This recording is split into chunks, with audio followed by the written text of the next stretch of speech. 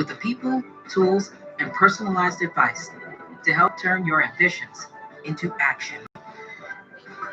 What would you like the power to do? My thanks to Joyce, Emily, John, and Donnie, and to all of you for watching. Thank you so much. That does it for this hour. I'm Nicole Wallace. MTP Daily starts right now. The Steve Kornacki in for Chuck. Hi, Steve. Hi, Nicole. Thanks for that. And if it's Friday, it's the politics of impeachment.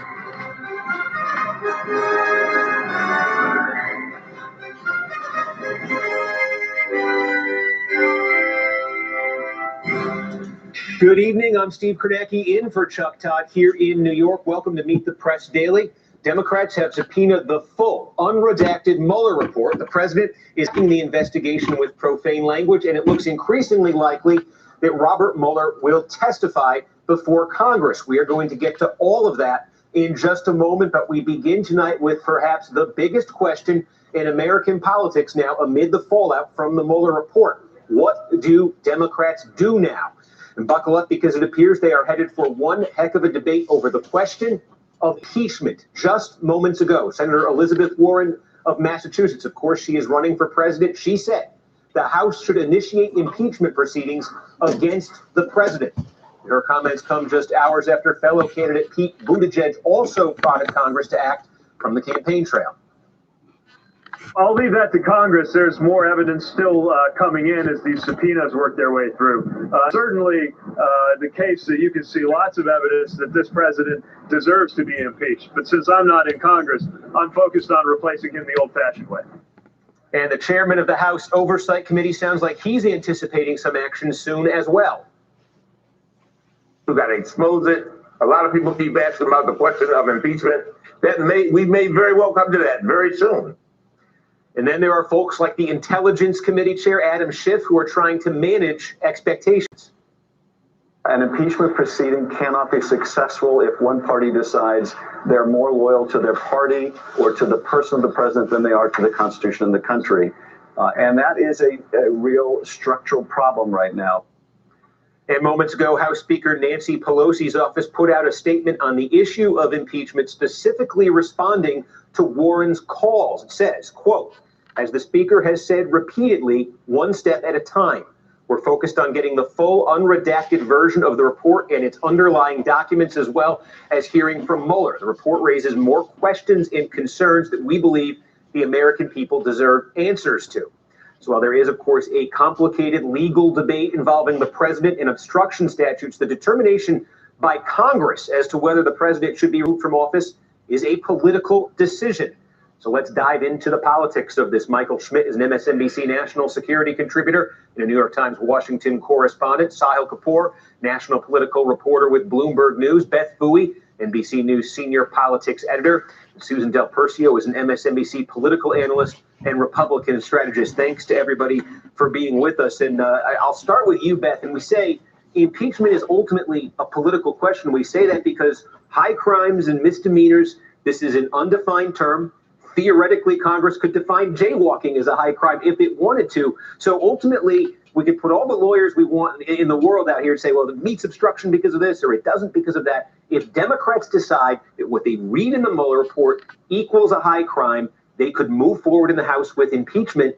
And now you have a presidential candidate, a serious presidential candidate, telling them to do that. Exactly. Well, here's the problem, though, Steve, is, Nancy Pelosi has said repeatedly and forcefully she does not believe in impeachment. She does not think that that is a remedy to anything that we are seeing from the president. She has said, her terminology is he's not worth it. He's not worth putting the country through the divisiveness of this. Now, granted, the last time we heard that from her was before this redacted version of the report came out. Perhaps she will rethink that, very hardline sort of view that she was taking beforehand. But just those quotes that you just played back, she's saying, let's wait to hear from him. Let's wait to see the unredacted version. She's always been sort of like, let's wait for the next step. Let's wait for the next step.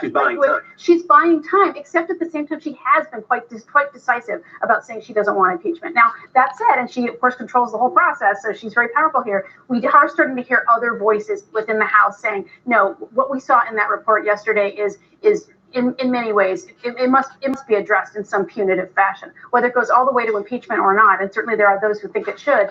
people are saying if the House does not take any step at this point, then we are normalizing behavior that we cannot possibly normalize. So it's a very big dilemma that these guys face. Sahil, I'm thinking back to the impeachment of Bill Clinton in 1998. You had the Republican base. Republicans controlled the House back then, and the Republican base wanted it and made it clear to Republican leaders this was something, it was a litmus test issue to them in a lot of ways. I look at the most recent poll here of the Democratic base, of Democratic voters. 68% of Democratic voters in the poll just a couple of weeks ago say they want impeachment. So if the base, if 2/3, the overwhelming majority of the Democratic base is there, and you get Warren coming out and saying this, and if now other candidates, let's see, but if other candidates now say, well, if she's there, I've got to be there, and you get something like a stampede among presidential candidates, and they're all calling for it. What latitude does Pelosi, what latitude do Democrats in Washington who don't want to go there, what latitude do they have to say no? That's precisely the line that Democratic leaders are walking right now. Elizabeth Warren just lit the fuse on what is guaranteed to be an explosive debate inside the Democratic Party over the next year and a half. Now, most presidential contenders have not gone there. None of them, in fact, have gone there. Elizabeth Warren is the first 2020 Democratic candidate to come out in favor of initiating impeachment against President Trump. Others, like Senator Kamala Harris, suggested on this network that that's a conversation that could be had, but she wants to hear from Bob Mueller first. House Democratic leaders have set a very high standard for impeachment, which is that not only should the president have committed impeachable offenses, not only should they rise to the level of necessitating removal, but there must be such compelling evidence to have bipartisan support for removal. And based on the Republican reaction so far, there's nothing close to bipartisan support for removing the president from office. Even if the House Democrats can impeach the president on a partisan vote, which they can do, they're going to need a minimum of 20 Senate Republicans. And what Democrats fear is that this issue, if they pursue impeachment, is going to overshadow the rest of their agenda. And they field tested 2018 by running on economic issues like healthcare and taxes and essentially ignoring President Trump, and it worked very well for them. Well, in terms of that, Susan, where does the White House fit into this? Where does Trump fit into this? Because I remember last year in the midterms, Trump, it seemed, was trying to bait Democrats into talking about impeachment. He felt, look, if Democrats talk about this, it fires up the Republican base, gives us a chance, he's thinking, gives Republicans a chance to equalize that energy imbalance. Didn't get them to do it in the midterm. How would he look at it, do you think, right now? Well, I actually think he wants to stay on this narrative, because if the Democrats change their narrative and do more looking at corruption and how the administration is functioning, do we have an apt administration? Are they doing their jobs on oversight? I think that will get Donald Trump a lot more concerned. Let's not forget, in the summer of 2018, in the early part of the summer, the driving issue was competency and corruption of the Trump administration. I think that you can use the hearing, instead of doing impeachment hearings, you can do oversight hearings and Mueller hearings, and have Mueller come in, but also have Don McGahn come in and say, what else were you told to lie about? So I think you can use that to slow walk leading up to, quote, potential impeachment hearings without actually having to go there. Michael Schmidt, also just this afternoon, we had Mitt Romney, Republican senator from Utah, who was a vociferous Trump critic back in the 2016 campaign. A lot of eyes have been on him since he came to the Senate a couple months ago. He came out with a pretty blistering statement saying that he had read the full report. He considered its contents. There it is. He says he's sickened at the extent and pervasiveness of dishonesty and misdirection by individuals in the highest office of the land, including the president. I'm also appalled that, among other things, fellow citizens working in a campaign for the president welcomed help from Russia, including information that had been illegally obtained, that none of them acted to inform American law enforcement, and that the campaign chairman was actively promoting Russian interests in Ukraine. Getting that statement again from Mitt Romney. In Trump world, in the White House, folks around the president, how do you sense they are perceiving the politics of the fallout from this? Well, they have thought for about the past year that this is where the investigation was headed, that the only problem the president faced was a political problem. He didn't face a legal one. He wasn't going to get indicted. The only issue he would have is in the House on impeachment. And that's when Rudy Giuliani, who was hired at this time last year, came on and tried to do everything possible to throw everything at the wall to make this more confusing, to try and move public opinion in the president's favor, or at the very least make it confusing and dense and hard for people to appreciate and understand. So this is somewhere where they thought they would be for a long time. And they were sort of right. The president was fine legally. He was cleared by the attorney general. He doesn't face an issue there, but he does face this political problem. And look, in some ways, this would play directly into the president's strength. He gets to continue the witch hunt narrative, says that, look, there was no collusion. He can use Barr's statements, the attorney general, to back him up and say, look, why are they still coming after me after all of this stuff? And that may be a decent argument for him with at least some of his base.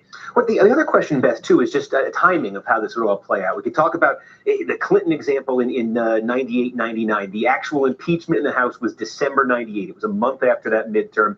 Then in early 99, I think February 99 was the acquittal in the Senate. So you had almost 2 full years between that moment and then the presidential election of 2000. Of course, immediately coming off the acquittal, there were predictions that the Republicans were doomed in 2000 because their numbers were so low, and then Bush, the Republican, wins in 2000. This one, though, if you started the clock ticking like right now, I don't think it could be resolved before the fall. No, and it is a slightly different situation to Clinton, in that Clinton had already won re-election. He was a lame duck, and it was going to be handing over the campaign to another Democrat, another Republican in the next presidential election. This is a referendum on President Trump's leadership. That's what this presidential election is going to be, in addition to choosing a Democratic candidate. So yeah, the timing, as you say, it would be very difficult to actually get this going and have it resolved. And I can tell you, having been out on the campaign trail with a number of Democrats, this is the last thing they want to have to deal with. You go out on the campaign trail, you listen to voters. Voters are talking about healthcare. They're talking about all the things that typically play into the playbook of Democrats: healthcare, climate change, guns. There's a lot of conversation about that now. They feel like they have a real message around those issues with what voters are talking to them about. They're really not bringing up Russia. So to have this sort of hovering in the background and to be getting asked about it all the time by reporters when they're not getting asked about it on voters kind of creates this split screen narrative that none of them wants right now. And just to go back to your question on timing, let's not forget the Southern District of New York has a clock on it as well, because the primary, the president could be facing a primary in January. So do they have to finish get to their conclusion by, let's say, Labor Day and release their report, so we can have a whole nother drop, if you will, resulting of the Mueller investigation, but that were referred cases and potential indictments? Is there, Sahil, is there a potential avenue here, I wonder, for Democrats? Again, I think back to the example in 98, when Republicans were pushing to impeach Clinton, the Democratic response was, okay, he did something wrong, it's not impeachable. How about censure? Is censure and move on? I think it was actually how the group MoveOn.org was founded, was that cry in the fall of 98. And the Republicans said, no, we want full impeachment. But if Democrats, if Nancy Pelosi, say, is apprehensive about the politics of impeachment, could she offer censure? Would Democrats go for that? And would that potentially put pressure on somebody like Romney, given what he just said, to vote for it?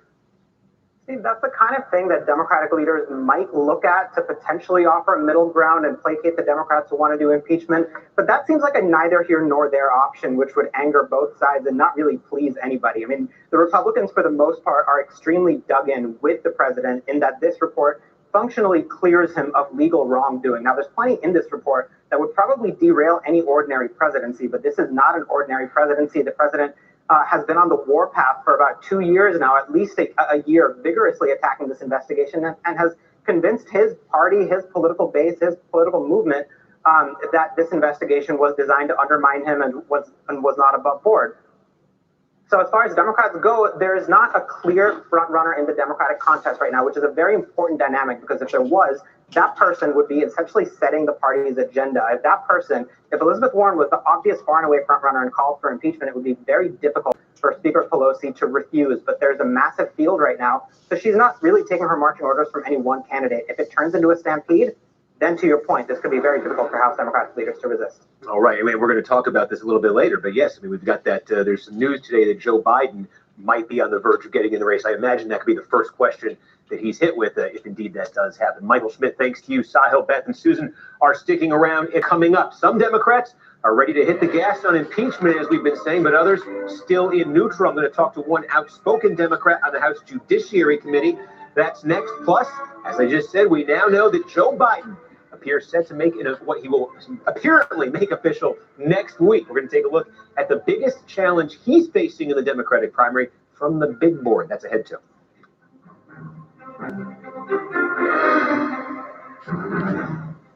Open. Hi. This is amazing. With moderate to severe ulcerative colitis.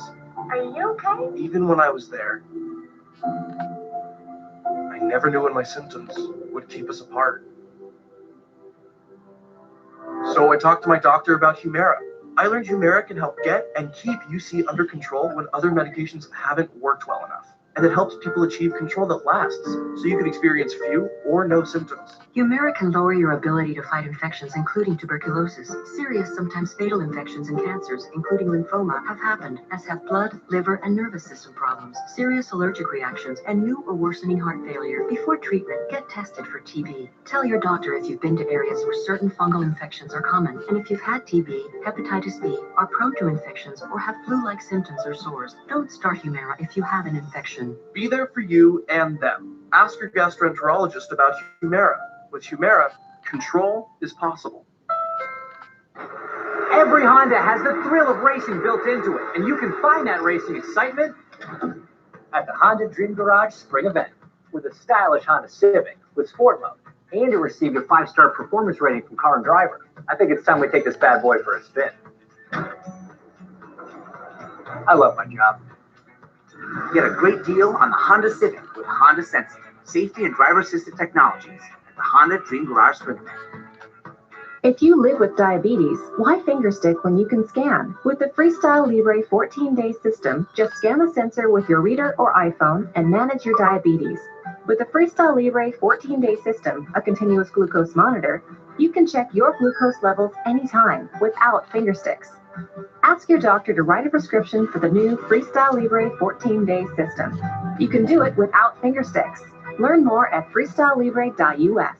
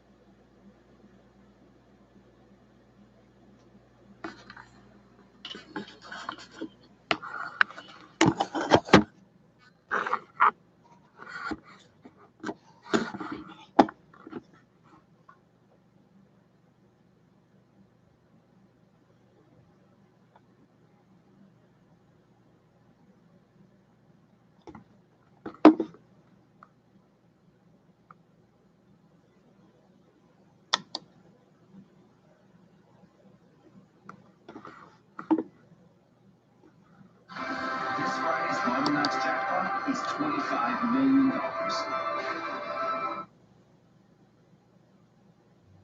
Hello everyone, so for today's video I am using my compass to create this pretty flower-like mandala design. Overall it took me about 2.5 hours to complete, not just this design obviously, but the whole picture took about 2.5 hours, and I'm just using my Sharpies and my DigiMag pens, and for color I used my new Derwent Color Soft pencils.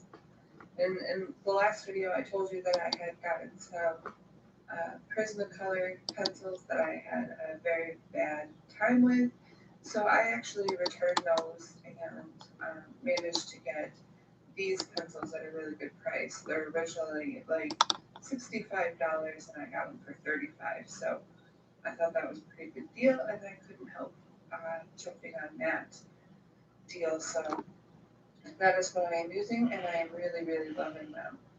And I really think the Prismacolor pencils that I had were just a bad batch. They were all broken up inside and they didn't blend very well. But it definitely turned me off to that kind of pencil brand, as I've heard some other people complain that their lead inside was all broken up too. So apparently that seems to be a common problem for Prismacolor. But I haven't had any issues with these pencils, and I am really loving playing around with them and learning how to blend the colors together and create neat looking designs. Also, in my last video, I said that there was going to be a giveaway for my 10,000 subscribers. So I have already been ordering the things that I'm going to include in the giveaway. So be looking for that video probably in a few more days. Whenever I receive the items in the mail, I will be doing a video and showing you what you can win if you want to join the contest. Also in April, I've been working on my blog for I guess I've been doing it for about 6 months now. And if you don't know what that is, it's a tile swap that I do every month. And we usually have about between 5 and 10 people participating. And I'm hoping to get more interest in it. It is a lot of fun. We just do a little tile. It's 3.5 inches by 3.5 inches. And I usually pick a theme to include for the tiles. And you draw your tile, and then I give you an address at the end of the month, and you swap with somebody. And it's been a lot of fun. And yeah, so this month we had 8 participants, and we had about 15 tiles swapped, because you can draw more than one tile. And it was actually the first month that my daughter decided to join and play along and create a tile of her own to be swapped. So if it sounds like something you might be interested in, the links are always down below. You can go check it out. It's tiffanytangles.blogspot.com. And yeah, I hope I'll have a lot of participants for the upcoming months. You may have also noticed that I put up a video recently about my GoFundMe project. I am looking to raise $1,000, and I'm just going to tell you a little bit of why I am doing that. If you didn't know, I recently moved from New York to Tennessee, and I didn't take a U-Haul. I just packed my car up with everything that would fit in my car and drove down to Tennessee and have been acquiring different items that I need for the house, like a dining room table and couches and stuff, once I got here. And that is because to get a U-Haul and everything, it was going to be a ridiculous amount of money. And I didn't have anything in New York that I was particularly fond of that I would, be upset about losing. So I just figured it would be best just to sell everything and purchase new when I got down here, which is what I've been doing. The problem was that I did have to get rid of a very nice desk that I used for my drawing, and I also had to get rid of my chair. And I have probably the worst back I've seen in a very long time. My doctors have told me that I should be sitting in a comfortable chair or couch or something whenever I sit, because if I were to sit on something like a wooden chair, my tailbone gets bruised really easily, and it causes a lot of pain, and also my back goes out pretty easily.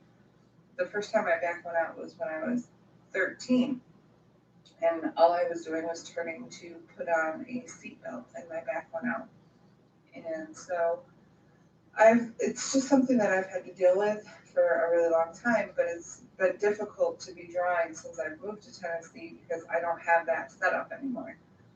And it is probably the only thing that I'm pretty upset that I had to get rid of when I was in New York. So I'm trying to raise funds to get that desk again and to get a new chair. So I'm hoping that you would be willing to donate something to this fundraiser, and I will leave a link below if you are interested. And if anyone donates a minimum of $10, there's different breaks, but if you donate a minimum of $10, you will receive an original piece from me. So hopefully you guys can donate something, and you don't have to donate the $10. I think the lowest amount you can donate is $1. So if you could help me out with that, I would greatly, greatly appreciate it. And everyone will get an email from me thanking you for your donation. And if you can't donate for some reason or don't want to, I would hope that you could maybe go to my page anyways and just share it on either your Facebook or your Twitter and help get the word out. And yeah, I guess in the last 24 hours, I've had just over $100 donated to this. And so thank you very much to those who have already donated. And yeah, other than that, I really haven't had too much going on. Allison's birthday was earlier this week. And what's the shortest path the ant can take to make it eat? When you're solving a problem, you can't be afraid to cut corners. At Brilliant, you'll solve problems by applying it.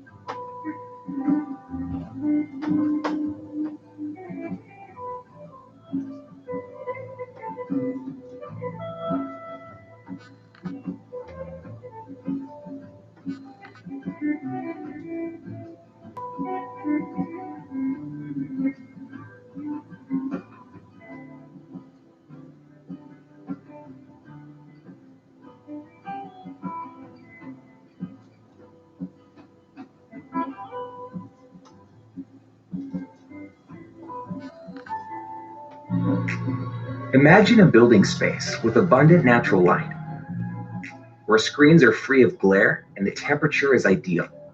Imagine creating an environment for people, designed to promote wellness and elevate productivity. All too often, the human experience within a building is an afterthought, as most windows let light in without controlling heat and glare. So beautiful buildings are redecorated from the inside out, with blinds to block the sun. There is a better way.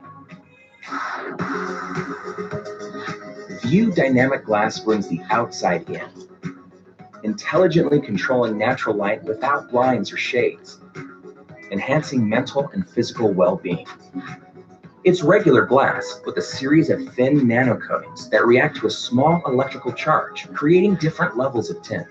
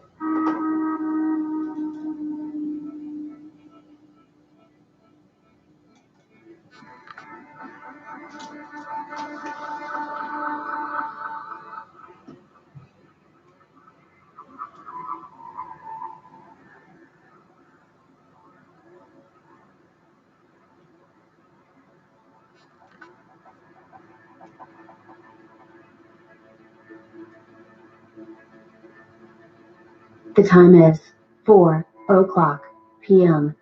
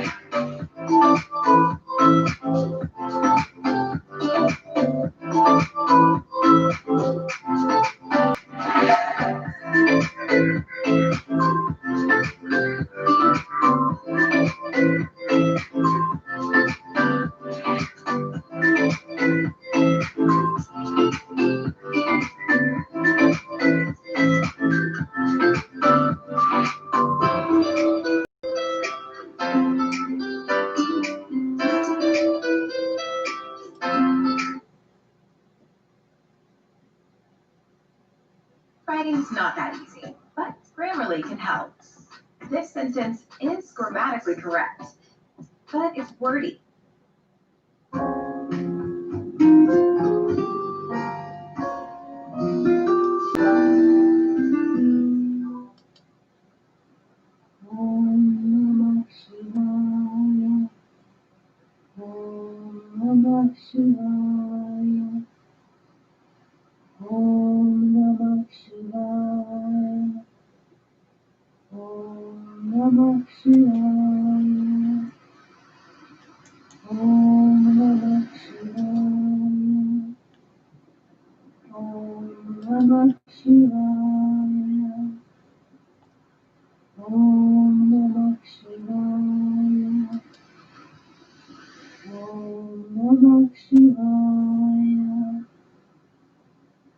Om Namah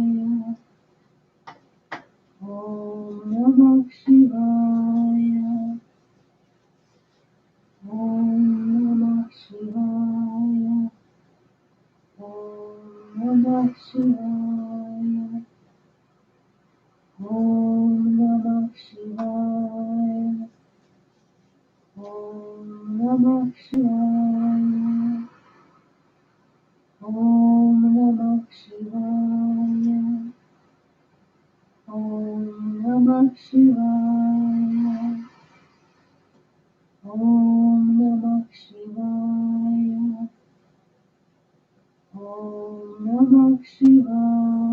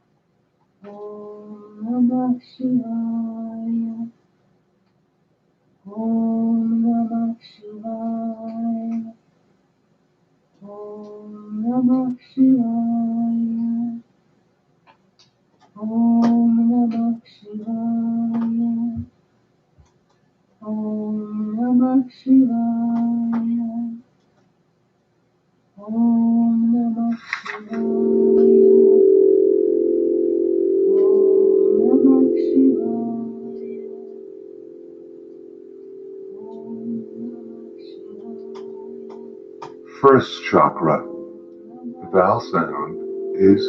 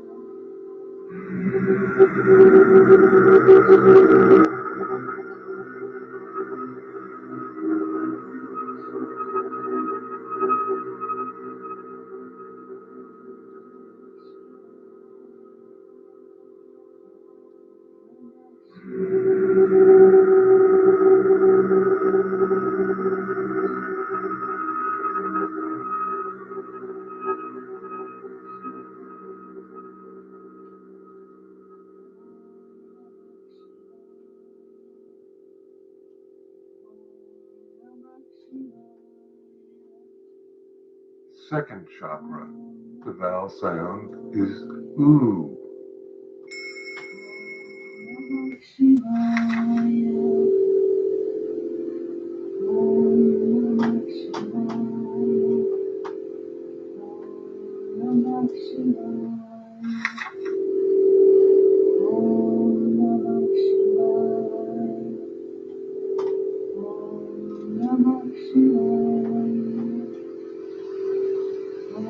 First chakra. The vowel sound is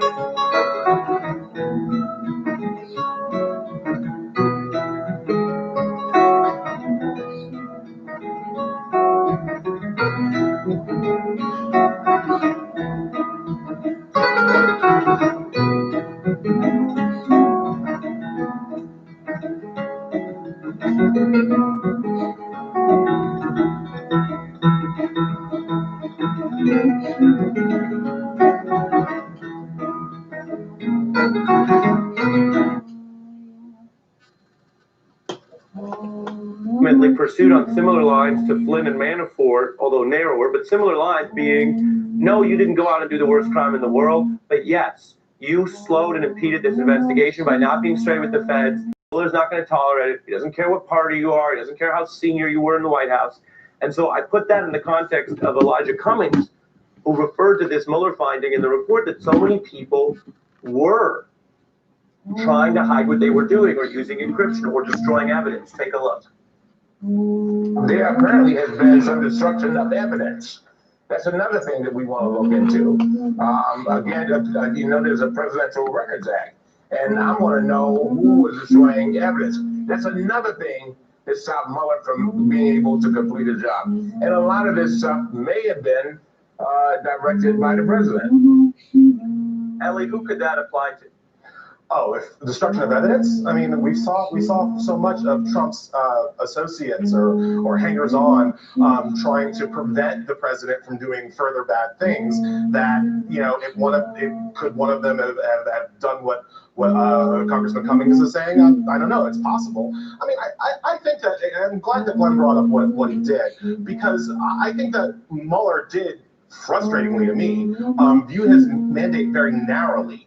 And what we've seen is that he has already referred out cases basically involving financial crimes. All of the money stuff he's thrown out to other people. So when I came across Appendix D, I heard the WWE, oh my God, that's SDNY's music coming on, because I think that most of the financial crimes that Mueller did not feel he was empowered to investigate got pushed out, and that's what's in the 12 redactions.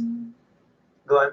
Yeah, so I think Ellie makes a great point. And the other thing I'll say, Ari, is we have 2 cases referred, 2 unknown cases, and 12 investigations referred out to other offices.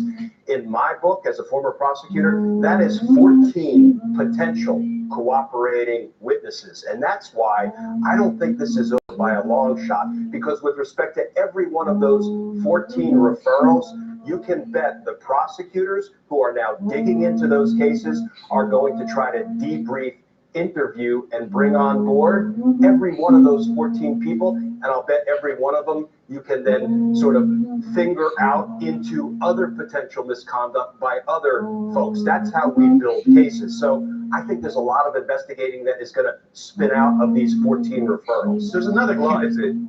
Very briefly, Ellie. There's another huge gap here, and it's the inauguration committee. I think that was outside of Mueller's scope, and I think that it could be in these indictments, and this might be, I mean, you know that I care about this. I need some prosecutor to go find me a subpoena for Don Jr. and Ivanka and Eric, and this might be where we find that. Well, I know you feel that way. I'll also hold you accountable. You are one of the guests that we've had who's talked about whether or not the Mueller probe was getting closer to ensnaring them. As I've reported since yesterday, it is very clear that not only were they not indicted, we already knew that, but the reason that Don Jr. wasn't interviewed by Mueller is that he was not seen as a potential target on the conspiracy. That doesn't clear him like any other human being of any other a million things, but it is important as we cover these stories to look at as well. And we always benefit from the legal insights of both of you. I got to fit in a 30-second break. So Glenn and Ellie, thank you. Let me tell you what happens here. We're going to speak later in the show to a key Mueller witness who was name-checked over and over 30 times in this report.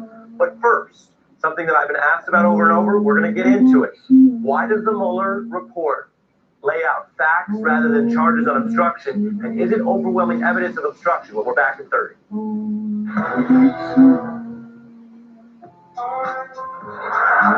Technology should be simple. Simple to connect with, easy to talk to. And BMW, working at hard.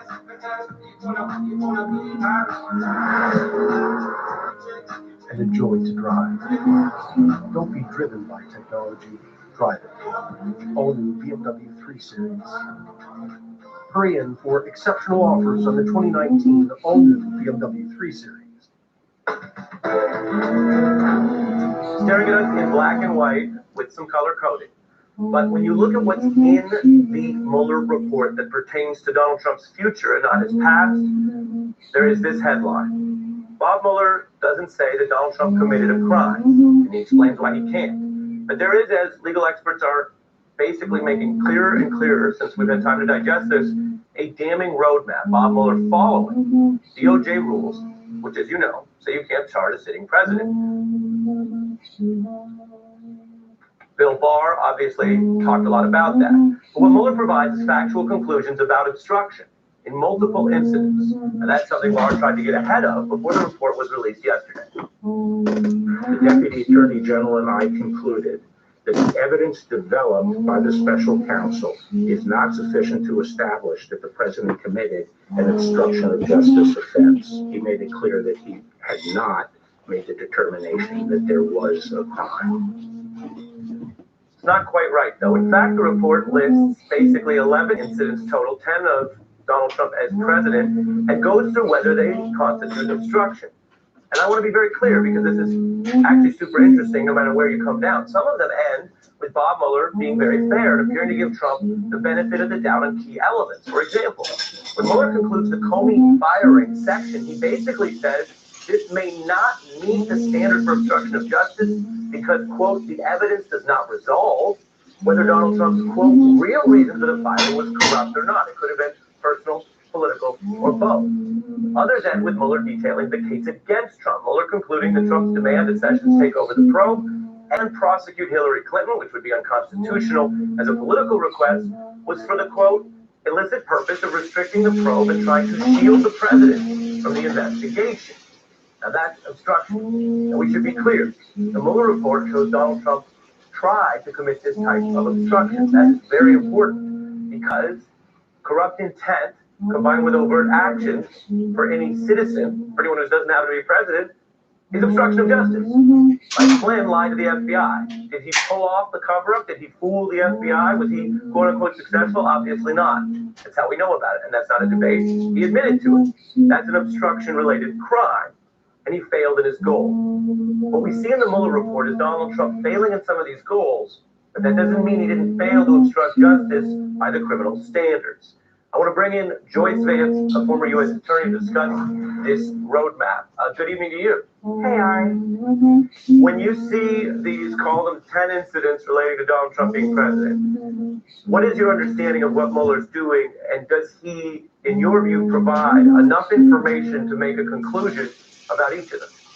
So Mueller lays out the legal standard that he uses to assess obstruction of justice, and then he lays out facts, and he holds those facts up to the legal standard. And as you point out, and I think accurately and very importantly, he bends over backwards to give the president the benefit of the doubt, because in criminal justice assessments, the tie goes to the runner, and you don't charge a defendant unless you can prove beyond a reasonable doubt that he's guilty.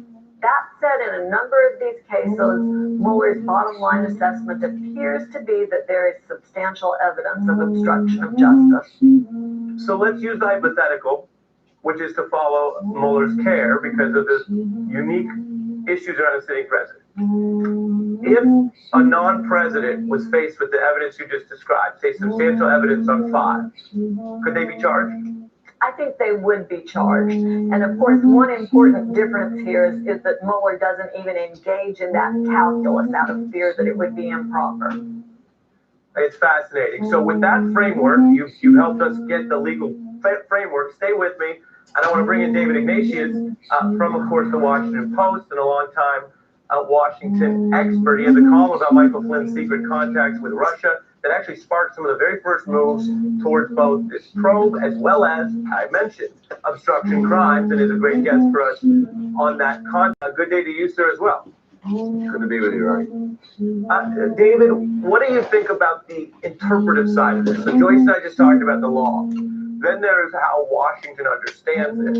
Ken Starr took the role of prosecutor and was obviously seen, I don't think anyone really disagrees with this, as putting his thumb on the scale of what he thought was wrong with Bill Clinton. Mueller is doing what actually you're supposed to do, as Joyce just mentioned. How will that affect what people understand this report to say in the Congress? Ari, if people read the report, the fact that Mueller has been so meticulous and fair and balanced in how he weighs the evidence should convince them. In the instances that you're describing, I count of the 11 possible obstruction of justice issues, at least 5 of them, Mueller comes down basically saying there was obstruction here. There is a case that you could take forward. If people read that evidence, and by people I mean not people who are already convinced of Donald Trump's bad acts, bad intentions, but Republicans in Congress and around the country, if they read that language, I think they're going to find it very powerful. Somehow that reading has to come from the country, I think, more than from the Congress right now. People have to say, hey, wait a minute. I've read this report and I'm troubled by what I saw.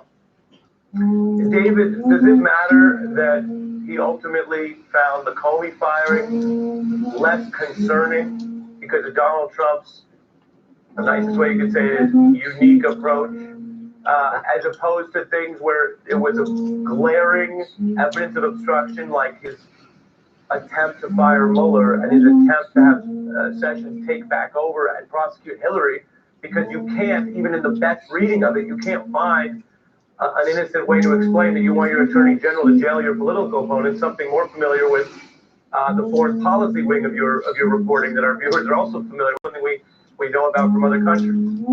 So I like you, I was a little surprised that he didn't find in the Comey case evidence of obstruction, firing the man who's leading the investigation that you so oppose. But again, the very fact that he bent over so far backwards in the case of Comey makes the other cases all the more convincing.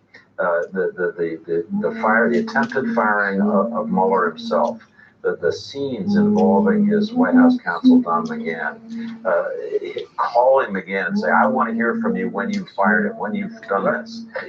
You feel for Don McGahn. The very interesting thing that Mueller says here is that his attempts to interfere with the investigation were in many cases not successful because his subordinates simply refused to carry out his orders. I find that one of the most damning statements of all. Exactly. There was so much in there. I'm running over on time, so I'm going to thank David and Joyce. We're going to fit in a quick break, but up ahead, Carter Page, a key figure in the Mueller probe, joins me for his first interview since the report came out. Carter, I'll see you on the other side of this break. Shopping for home on Wayfair is so easy. You should make a jingle. Wayfair, you make home shopping easy. Wait, that sounds familiar. These new tools make my shopping a breeze. I can play in my room, run fire, face. How about Wednesday? You got just what I need. No, it's not good. That's pretty good. Discover easier home shopping at Wayfair, where it's find and unwind. Wayfair, you got just what I need.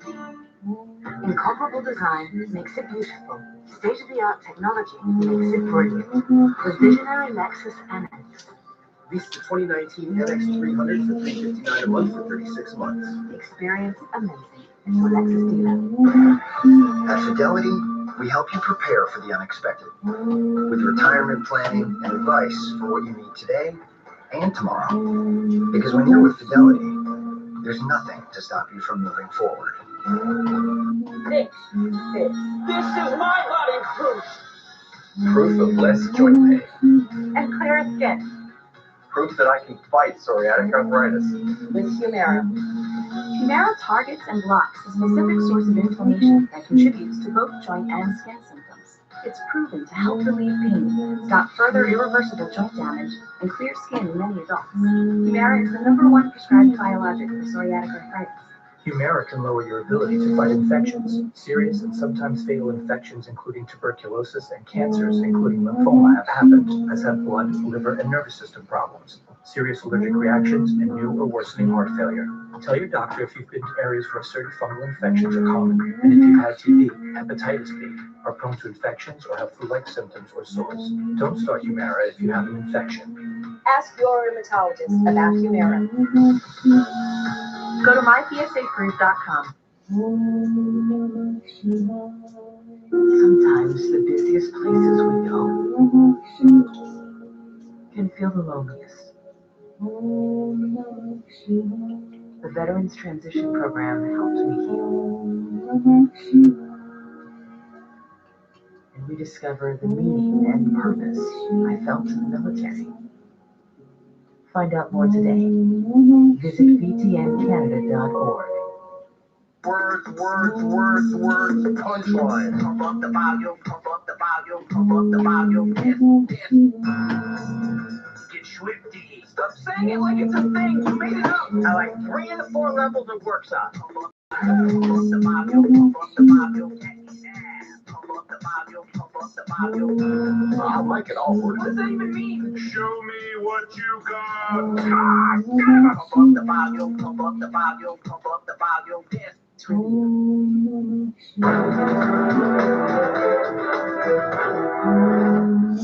Former Trump foreign policy advisor and a key figure in the beginning of the Russia probe, Carter Page, joins me. Carter, we have interviewed you before, and I told you when it was all over we'd have you back. I'm glad you're back tonight. Great to be with you, Ari. Thanks. When you look at this report, in a sentence or two, what is your bottom line? Bottom line, Ari, the last 24 hours or 36 hours since it came out, I've been working on my Second Circuit reply brief, which is focused on another instance. You were just talking with Joyce about obstruction of justice. You know, that's what I've been focused on. I gave it a quick skim, so I haven't really studied it too much. But from all the my quick look and what I've heard summarized, sounds pretty, you know, as we said, a nothing burger from the beginning. So yeah. Well, not a nothing burger on everything, but your burger is fine. You're not well done. You're not medium well. You're in the clear, and we acknowledge that. There are some interesting parts in here, so maybe we'll talk about them and get your honest, fresh reaction. Okay, well, it'll be very fresh since that's the best way. You got nothing to hide. You made it in the clear, as I say. Let me read to you an interesting part of what Mueller found with documentary evidence. A December 2016 email intended for Manafort has an alleged Russian asset who Mueller indicted, Kalimnik, saying, quote, Carter Page is in Moscow today, sending messages he's authorized to talk to Russia on behalf of Donald Trump on a range of issues of mutual interest, including Ukraine.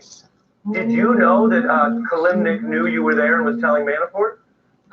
That's preposterous to me. I've never heard anything. That's news. That's news to you. Yeah. That's. I've got to look up that page. It's interesting. Did you ever deal with Kalimnik directly? I don't think I've ever met him. That name does not sound familiar. No.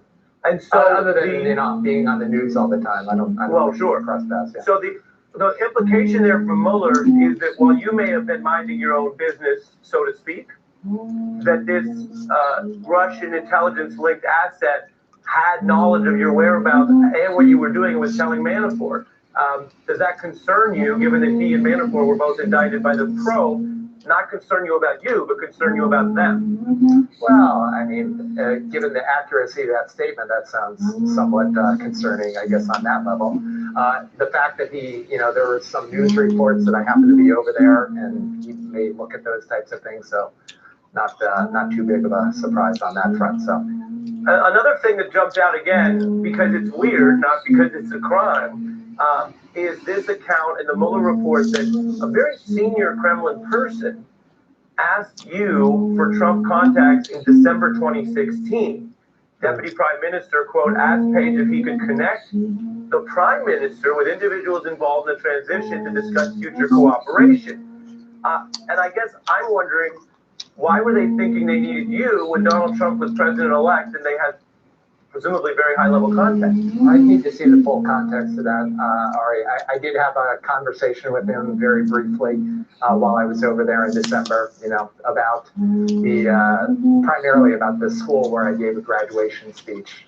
He's a graduate of that school and been on the board for some time, so.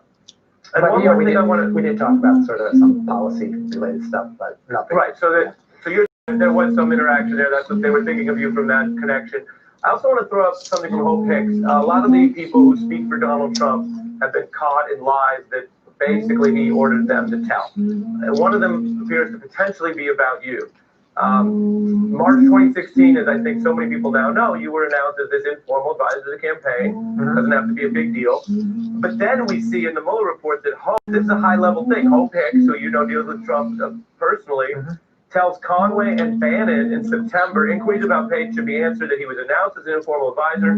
Since then, he has had no role or contact with the campaign. Was that true, or didn't you have some contact? Listen, Ari, the craziness, if you look at what had happened over the last 2 months going to that defamatory report on September 23rd, 2016, poor Hope was getting these insane number of calls from Wall Street Journal, New York Times, CNN, at least those are the ones that were calling me. And based on this defamatory dodgy dossier, which this guy, the DNC consultant, was trying to pass around, and finally he finds someone in late September, and it was just complete chaos. So you're not talking about election interference. That is massive election interference, and hopefully we get to the bottom of it. Well, but just so I get a straight answer from you, if she was not telling the truth, your view is you understand why, because you think she was under a pressure media campaign? No, I wouldn't say that, and I don't know the full context. And again, I'm not familiar with that piece, and I haven't seen any reports on it. But I feel my heart just feels really bad of everything that Hope went through based on this election interference campaign. Understood, and I know you guys were calling. Final question to you, because I'm late on time. They're telling me I got to go, but I got one more question for you, which is, do you think this should all rest here and the country should move forward once Congress decides whether or not they want to do anything about the results of the report? Or are you looking for the Barr Justice Department to begin new proceedings or investigations? Ari, I haven't over the last decade. I can't think of one time I've agreed with former Ambassador Mike McFaul, but on the last hour, he said that they should look into what happened around the election with the Obama administration. As a former Obama administration official, so I'm in full agreement with him. And again, mostly, and he said it in kind of a comparison to the 9/11 Commission, et cetera. We really need to find out what happened, just to sort of get the full story. And unfortunately, from what I've seen, it's not really the full story from the brief clips that I've read from that report. Well, yes, and I give you time and you're busy, but I will tell you there is a lot of the story in here, so it is something everyone can read. I think it will be interesting if people who said that it was not a good use of time to look backwards then want to re-look backwards again. I think there's some potential contradictions there, but we're going to be covering all of it. Carter Page, as always, thank you for taking the question, sir. Thanks, Ari. Great to see you. Great to see you, and when we come back, one more thing. Naysayers said no one would subscribe to a car the way they subscribe to movies. We don't follow the naysayers.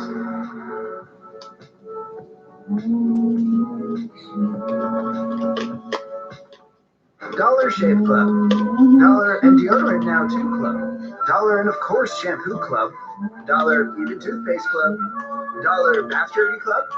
Probably not. Dollar way more than just Shave Club. When you run from National, it's kind of like playing your own version of best ball. Here you can choose any car in the aisle, even if it's a better car class than the one you reserved. So no matter what, you're guaranteed to have a perfect drive. Go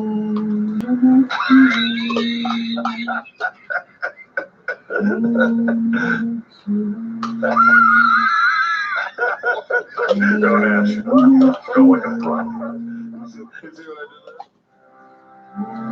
I can do more to lower my A1C. Because my body can still make its own insulin. And I take Trulicity once a week to activate my body to release it, like it's supposed to.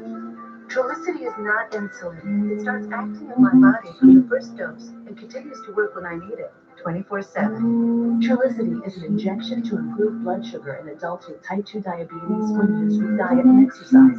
Don't use it as the first medicine to treat diabetes, or if you have type 1 diabetes or diabetic ketoacidosis.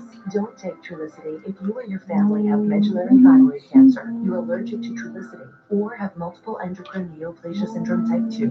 Stop Trulicity and call your doctor right away if you have symptoms of a serious allergic reaction, a lump or swelling in your neck, or severe stomach pain. Serious side effects may include pancreatitis. Taking Trulicity with a sulfonylurea or insulin increases your low blood sugar risk.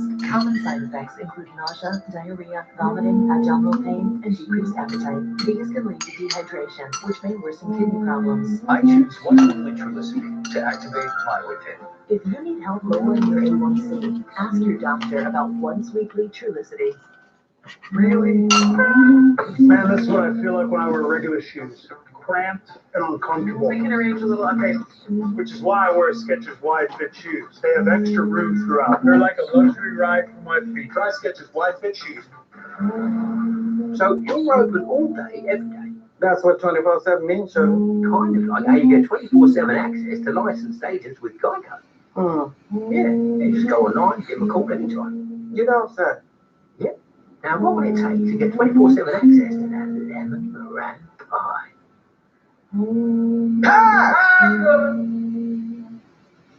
That's what it takes, babe. Geico. Great service from licensed agents, 24/7. This time, it's his turn. You have 4.3 minutes to yourself. This calls for a taste of cheesecake. Philadelphia Cheesecake Cups. Rich, creamy cheesecake with real strawberries. Find them with the refrigerated desserts. Conventional wisdom says you can't make a 400 horsepower sedan. It's also environmentally conscious. We don't follow conventional wisdom.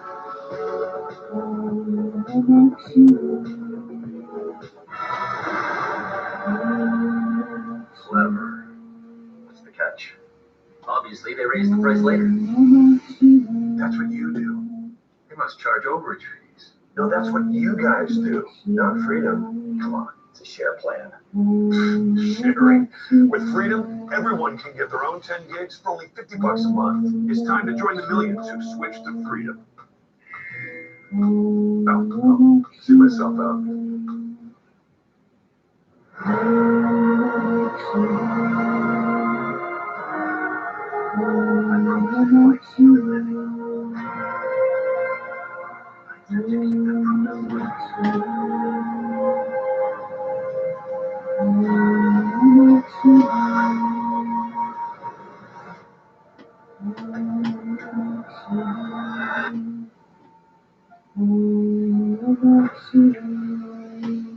Learn more.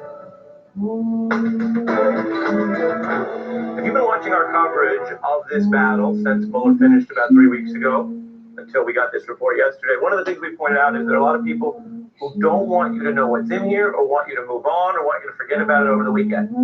Well, I can tell you from an informational perspective, I'm happy to announce that MSNBC is going to devote a 2-hour special on Sunday night to probing what is in the Mueller report, the facts and the evidence, no matter where they lead. So you can join me and Neil Kochel and some of our special experts, 9 p.m. Eastern, 9 to 11 p.m. Eastern, 6 p.m. Pacific, a full-blown MSNBC expert-laden special. I hope you mark your calendar. I hope you have a great holiday weekend, and I hope you join us this Sunday at 9 p.m. Eastern. We'll be right back. Objective hit the targets.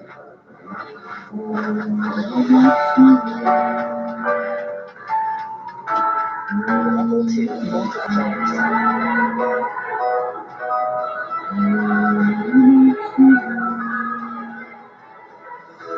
Level 3 freestyle.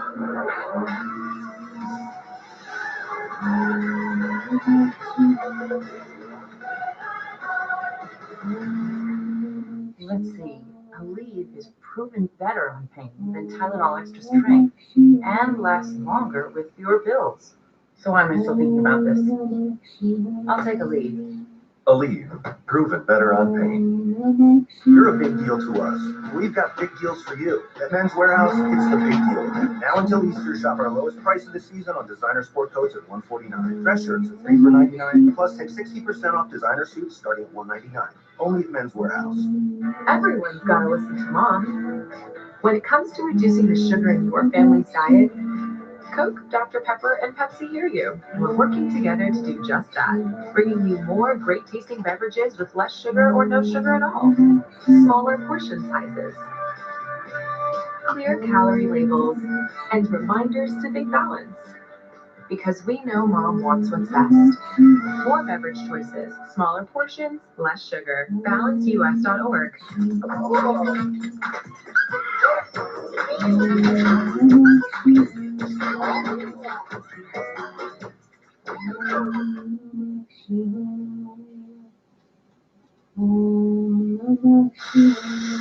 Don't tell your mother.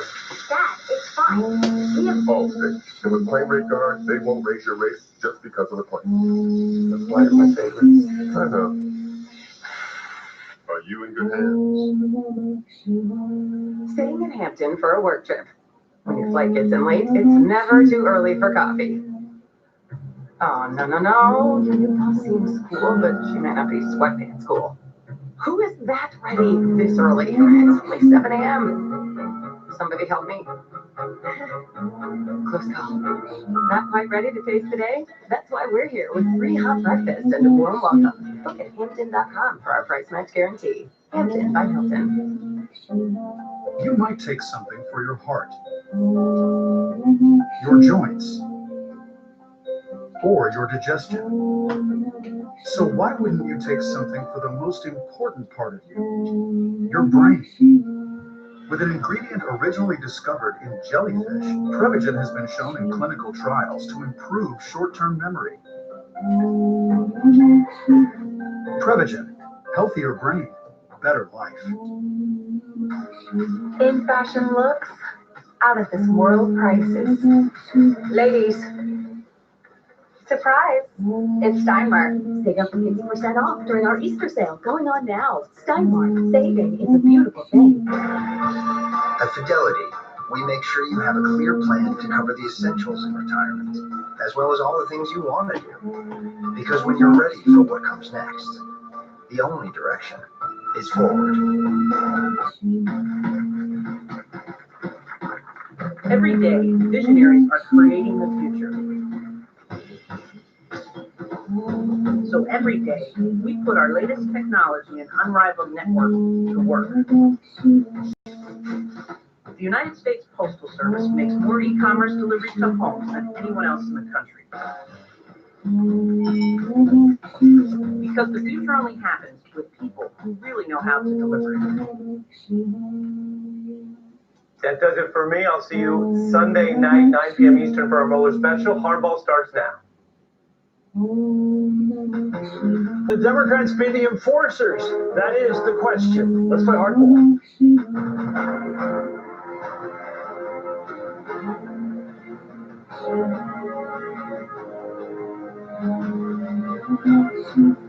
Good evening, I'm Chris Mattis in Washington. Tonight, the grave implications of the special counsel's findings are sinking in. The Mueller report details behavior unacceptable by any American, let alone the president. Fact, Donald Trump and his people endorsed Russia's successful effort to attack and subvert the 2016 presidential election. They did so, according to Mueller, because they expected the campaign would benefit electorally from information stolen and released through Russian efforts. As NBC News points out, the report tells a story of how the Russians and the Trump campaign pursued a relationship of mutual benefit during the election campaign and afterward. Mueller writes that a month before the release of the hacked Democratic emails, Trump campaign officials were given a heads up that WikiLeaks would release information damaging to candidate Clinton. The report says that from the outset, the campaign showed interest in WikiLeaks' releases of documents and welcomed their potential to damage candidate Clinton. When the emails were released that summer, aides reacted with enthusiasm to reports of the hacks. It was then, some witnesses said, that Trump privately sought information about future WikiLeaks releases. Most damning is that by late summer of 2016, the Trump campaign was planning a press strategy, a communications campaign, and messaging based on the possible release of Clinton emails by WikiLeaks. In the New York Times editorial op-ed today, Ryan Goodman writes that the special counsel hints at a national security nightmare. He writes that the public Mueller report alone provides enough evidence to worry that America's own national security interests may not be guiding American foreign policy. Ryan Goodman joins me now. He's a former special counsel in the Department of Defense, editor of the blog Just Security. Also with me is Maya Wiley, a former federal prosecutor and senior vice president for social justice at the New School. And of course, Ken Galanian is an intelligence and national security reporter for our own NBC News. Thank you all. I want to start with Ryan. Give me a sense, in the biggest picture possible, of the threat posed by this playing ball by the Trump people with the Russians in the 2016 campaign. So I think the big threat here is that indeed this was a damning indictment of a certain sort, indictment of lowercase I, because the idea here is that many members of the Trump campaign were either knowingly working with the Russians to try to upset the election, or they were doing it unwittingly and were manipulated by the Russians, in which U.S. national security interests and our democratic process took a back seat. I think that's written throughout the pages of Volume 1 of the Mueller report, and I think that's what's the most worrisome issue for our own national security. What do you make of Mueller's pulling back from saying coordinated? To me, playing ball means you do this, I do that. It seems to be a tacit relationship. Why do you think they pulled back from saying it was even a tacit arrangement between the two parties, Trump's and the Russians? So I think that part of it might be that certain individuals might have been acting on their own. That's a little bit that's unclear. Paul Manafort is one of those examples in which he does some amazing things in terms of his consorting with a Russian spy. But at the end of the day, it seems as a point that Paul Manafort is acting at the behest of the campaign or with the knowledge of Trump. So I think that might be one part of it. And I think they were trying to separate it out so that you have agreement. Even tacit agreements can be a conspiracy under criminal law. And then the second basket is this idea of collusion, which they didn't actually analyze all of that here. And that's what's probably in another report where they put together all of that information for counterintelligence analysis. But there's enough in here that we can see what that analysis looks like, because there's enough here that shows many different instances of what I would say goes under the heading of collusion. High crime and misdemeanors. High crime. It seems to me if you work for a country or work with a country that's attacking our democratic process, that's a high crime. I think that's going to be the reaction of many Americans, Chris. You know, what this report shows is we're up to 140 contacts now between Trump associates and Russians during the campaign. And as you said, they welcomed the help. They knew that the Russians were helping them get elected. And what's really interesting is after they won the election, then the report says the Russian government began to swarm the Trump transition with offers and with plans. They wanted to lift sanctions. And the most interesting example of that was that back channel meeting in the Seychelles, which we knew about, but this report really laid it out. So what ends up coming out of that meeting with Eric Prince and the head of the Russian Sovereign Wealth Fund is a two-page reconciliation plan that goes to Jared Kushner. And what does Kushner do with it? He hands it to Rex Tillerson, the incoming Secretary of State. So there was a plan to lift sanctions. And you could argue that the only reason it didn't go through is because this became a scandal. The media pushed back, the bureaucracy pushed back. But look, Russia played ball with the Trump campaign, and then the Trump transition and Trump administration looked ready to play ball with wink, Russia. give them the wink they wanted. Maya, I haven't had you on lately, but I do have a big question for you, and I'm not interested in the intricacies of the law, but a bit of history and parallel here. Benedict Arnold gave the British the way to bring down West Point. It seems to me that Manafort was telling the Russians at the cigar bar exactly which states they needed to win, the ones that were most closely contested. Here's how you can intervene in our election. Pennsylvania, Wisconsin, Michigan, and Minnesota. Excuse me, why are we giving information to the enemy about what they're doing to destroy our election? How's that different than Benedict Arnold? I can't actually answer that question in any other way than to say this was an extremely disturbing part of not just the Mueller report, but we had indications of this before we got the full report from news reporting. And remember what's happening here, that what Oleg Deripaska, who is an oligarch close to Putin, we all have the news reports and of how the Kremlin actually uses the oligarchs, how oligarchs, and some of this is in the Mueller report, take meetings with Putin and understand that they're being given directives by Putin. This is one, Deripaska is one of those. Manafort has a long-standing business relationship with him. He says in the Mueller report that he sees this essentially as an opportunity to get back some of what he feels he's owed by Deripaska. So he's passing polling data as well as giving information to Konstantin Kalimnik, who has been affiliated with Russian intelligence, who he has been working with for years. At the same time that Konstantin Kalimnik is suggesting what Manafort himself acknowledges is essentially a backdoor way for Russia to regain control of eastern Ukraine. And this is all during the campaign. But I also want to just flesh out a few of these other points of contact between the Trump campaign, because some of them is even after the Trump campaign knows from a New York Times report, if nothing else, that U.S. intelligence believes that Russia is trying to infiltrate the campaign. That is when Donald Trump comes out publicly on July 27th, after learning that fact, and says, Russia, get us the emails. And then for the first time, the Russians start trying to get Hillary Clinton emails. And then you have Don Jr., who in August of 2016, and now this is after the campaign has been asked by the FBI to tell him of any contacts with Russians. He has exchanges with WikiLeaks that has already been publicized as passing through what Russia has gotten into, and he's retweeting it, and he's having communications about retweeting it. That's all in the Mueller report, and that is not reported to the FBI. There's no contact that is reported. Well, I'm going back to candidates.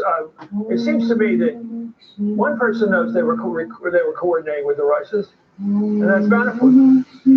Well, look, he was there giving them stuff. I mean, I'm sorry. Maybe if you give the guy another try at it, he might save 10 years in prison on this thing. Because this report isn't adequately done yet, it seems to me. Well, you're right, because this is a criminal finding. Mueller could not prove a conspiracy. But as Ryan alluded to, there's a whole other counterintelligence thing that's classified that the FBI is still working on. You know, this report, Mueller did not really cast judgment on this behavior. He didn't say that this harmed national security, but you can bet there are FBI reports that make those. Yeah, so it's counter-information or counter-espionage, right? Now as the American public begins to grasp the implications of Mueller's report itself, the president appears to be changing his tune. Overnight, he's gone from claiming total exoneration by the report to claiming the Mueller report is fabricated and totally untrue, among other things. However, as the Washington Post put it, Mueller's report is singular for its definitive examination of the events and will not easily be dismissed by Trump and his aides as fake news. Now Trump's threatening to retaliate against the investigators who brought the truth to light, saying it is now finally time to turn the tables and bring justice to some very sick and dangerous people who have committed very serious crimes, perhaps even spying or treason. Back to Ryan, your assessment of what the president, now he considers treason turning on him. State's evidence, telling truth to prosecutors and investigators, that's treason, but what he did was not. It's pretty amazing. I mean, in some ways, it's even more of an evidence of consciousness of guilt. And this is a kind of a bizarre scorched earth policy that he's trying to enact against people who cooperated with the FBI and the special counsel. And it's nuts. If anything was somewhat treasonous in the term that's understood by the public, it's what Mueller identifies. And even Steve Bannon has said that June 9th Trump Tower meeting was treasonous and unpatriotic. And now that's just one data point compared to a bunch of other data points that are in what is now the authoritative guide of what actually happened in 2016, which is the Mueller report. Well, the report also suggests that there may be more prosecutions connected to Mueller's investigation. The redacted pages of index, or actually Appendix D, shows that 2 investigations remain ongoing. That Mueller issued 12 criminal referrals to other jurisdictions. Those are all in addition to the cases that had already been identified in public reporting. Ken, give us a sense of what the, what's going to be the results of what's coming now with all these referrals. So many of those, we have no idea what they are, but we do know that the New York Attorney General is looking at the Trump Foundation. We know that the Southern District of New York is still looking at that whole Michael Cohen campaign finance issue where Trump was implicated in a felony. And they're also investigating individuals in the Trump organization. So there are some people close to the president who think that that's a more dangerous investigation criminally if they start rooting around in Trump's finances. And then you have Congress, which is not, Adam Schiff, the chairman of the House Intelligence Committee, is not really satisfied that Mueller delved deeply into whether Trump had a financial relationship with Russia going back years. So he's going to do that. He's issuing a subpoena to Deutsche Bank to see about the loans that bank made to Trump. That's where this is going. These investigations have a long way to go. Let me go back to Maya because, it jumped out at me. I skipped it, the reference to one of the redacted names. It could be Roger Stone. I don't know. I guess it is. But the question is, what about this whole thing about who was getting the heads up on WikiLeaks? I mean, we've been covering this story as almost a profession for 2 years. Let's be honest. This has been our occupation. And we've become very familiar with these sequences of events. Like all of a sudden, Roger says you're going to get something really tasty in a couple of days. All of a sudden, it comes out from WikiLeaks. And then they say, well, I was just talking generally. No, you weren't. Where's that one going? What happens with Roger Stone, we're going to know because there's going to be a trial, which means that's going to be public. I think it's really interesting because one of the things that's going on in the Mueller report is there is a section where he's talking about the Trump Tower meeting with Don Jr., Paul Manafort, Jared Kushner, and a Russian an attorney who's close to Putin. And maybe Ivanka too. And maybe Ivanka too. And this was where, Mueller said, I couldn't show, it didn't have sufficient evidence of willfulness of the campaign violation. But then immediately following the section where he's talking about that, it's blocked out. And, on one hand, you have Michael Cohen, the Southern District of New York, has an ongoing investigation related, obviously, to the payments of women through the Trump Organization. And that will also be, I think, subject of the New York State Attorney General's investigation. But at the same time, this is in the context of a discussion of the Trump Tower meeting, not a discussion of Michael Cohen, not a discussion of the Trump Organization. Maybe that's one of the dozen investigations that we don't know about that still indicates campaign finance crimes being investigated. Boy, there's so much going here. These fingernails are going to keep growing on this body. Thank you so much, Ryan Goodman, Maya Wiley, and Ken Delaney. Coming up, Mueller stuck with Justice Department guidelines that the president can't be criminally charged, couldn't be indicted. But he drew a roadmap, if you will, for the U.S. Congress, and now a prominent Democrat running for president is calling for impeachment. In Trump's House of Lies, Mueller describes how the president lied repeatedly in order those around to do the same, to keep lying all around him. How about Huckabee Sanders and her wild one and her fish story? And tonight, one Republican senator responded with a blistering statement. I am sickened, this is a Republican senator, I am sickened at the extent and pervasiveness of dishonesty and misdirection by individuals in the highest office of the land, including the president. We've got much more on that to get to tonight. Stick with us.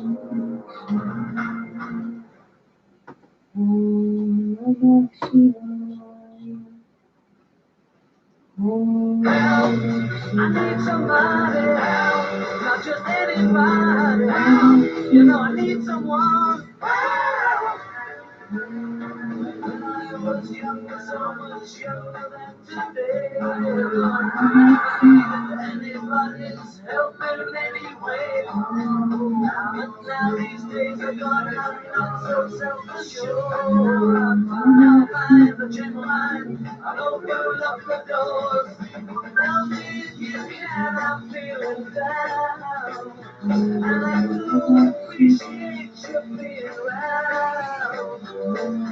Now making my feet back on the ground.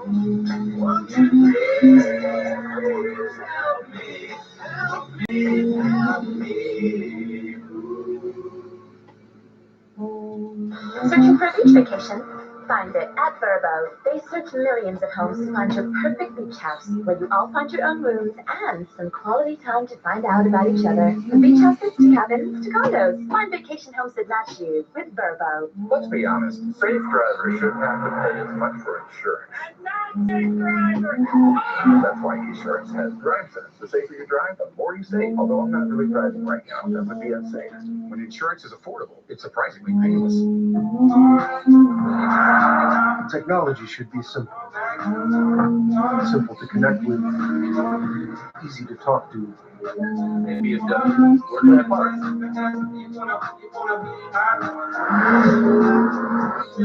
And enjoy to drive.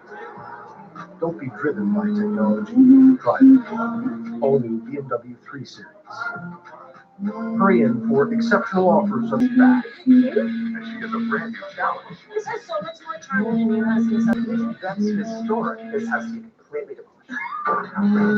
Transform a heritage home into a rental property. While on budget, everywhere I've looked, I see no listings. And still keep it off the grid? The only way is out, baby. This is more fun than it's even look. Yeah. Sarah Off the Grid. New season Sunday at 9 on HGTV. I'm just gonna let you do it. I was shocked that I had cancer because there is cancer in my family. I didn't know you could die from skin cancer. And then I go in 2 weeks later and get my diagnosis of melanoma. Melanoma is a very form of skin cancer. Stats show that over 7,000 people in Canada will be diagnosed, and we'll lose over 1,000 people treated with melanoma. Protect yourself by being sun safe. Check yourself with monthly skin exams. Inform yourself. Skin cancer is real. Learn more at saveyourskin.ca. Bring him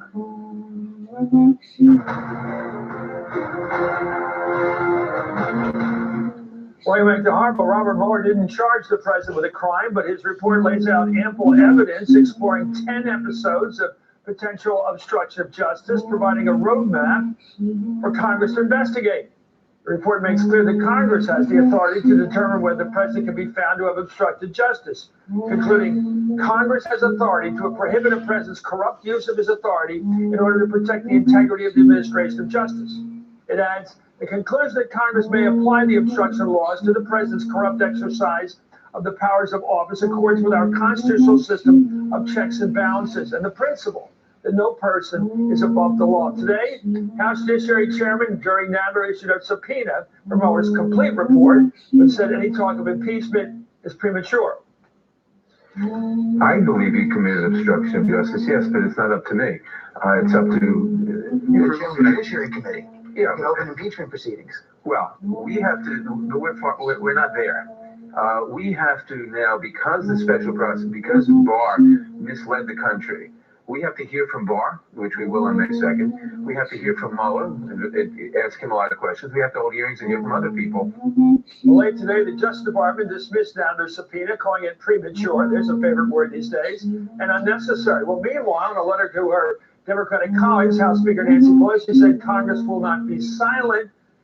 She has scheduled a conference call this Monday with her caucus to talk about the next steps. For more, I'm joined by U.S. Congressman Madeline Dean from Pennsylvania, who serves on the House Judiciary Committee, and David Jolly, former Republican congressman from Florida. Both of you, I'll start with the Congresswoman. It seems to me that the Democrats are kicking the can down the road. They're saying, oh, let's talk to Barr. Well, we know he's not going to tell the truth. And then we'll talk to Mueller, who's already in writing after his report everything he has to say. What are you just pushing it off until June? And then what's the next excuse going to be? Because it seems to me everybody waited for 2 years for this report in order to give a basis for an impeachment exercise process. And now nothing's happening. Congresswoman? Hi, Chris. Thank you and your family. I disagree with you. We are not kicking the can down the road. You've seen the subpoenas. You've seen the press releases. Our committee has issued a subpoena for the entire Mueller report, unredacted with all of the underlying documents. So I disagree wholeheartedly. We believe that the judiciary has a right to see the entire report. We believe Congress has a right to see the entire report.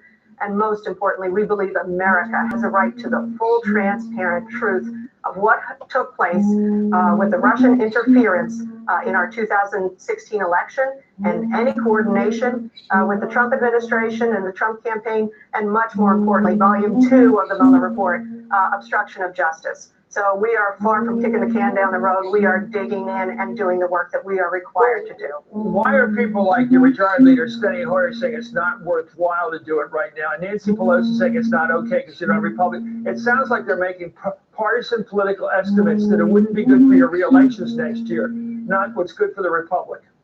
It sounds like they're being political. They speak in political terms.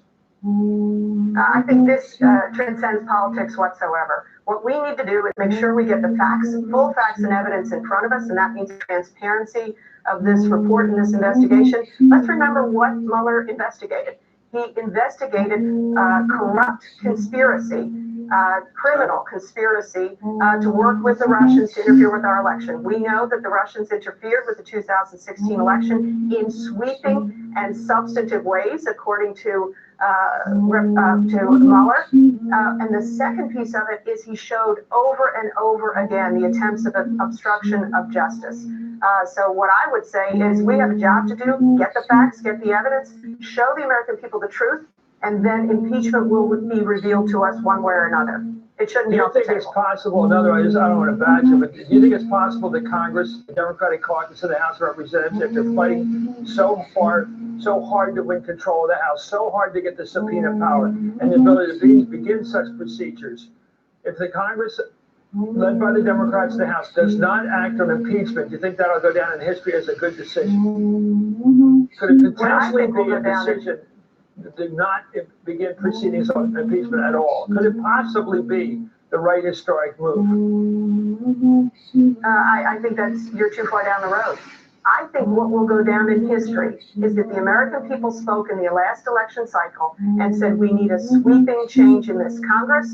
We need a Congress that will actually exercise its oversight role against administration out of control, shamefully out of control.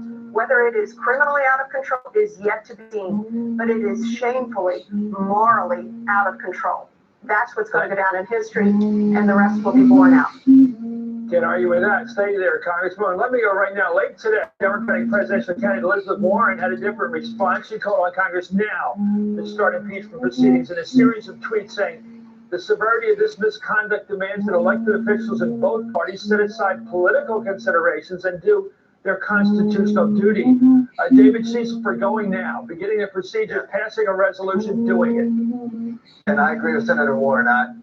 Chris, I think a lot of voters think that the House Democrats and Pelosi keep moving the goalpost, if you will. The President of the United States, when he was named in a criminal conspiracy in SDNY, she said, let's wait till the Mueller report. Now we have the Mueller report. Now we need to get an unredacted one and have hearings. The truth is, we have a 400-page report, and the House only needs to have one single hearing. Have Bob Mueller, Don McGahn, KT McFarland, and Corey Lewandowski testify and ask them one question. Is the information contained in the Mueller report a true and accurate reflection of the facts? And if they say yes, call for a vote up or down on impeachment. Because what their testimony to Mueller confirms is that Donald Trump, as President of the United States, tried to kill the special counsel's investigation into his own actions and his campaign, and then instructed staff to lie about his obstruction. We don't need more hearings. The redacted version contains enough to call for a vote. Well, I'm going to be honest here. I think it's easier for you, David, to say that because you're not representing a constituency of 600,000 people right now. And the Congresswoman is. I think there's a lot of hesitancy because of what happened to Bill Clinton back in '98. That's fact. Bill Clinton was impeached and didn't do anything. Your thoughts, Congresswoman? How much does that guide your thinking and judgment now? What happened back in '98?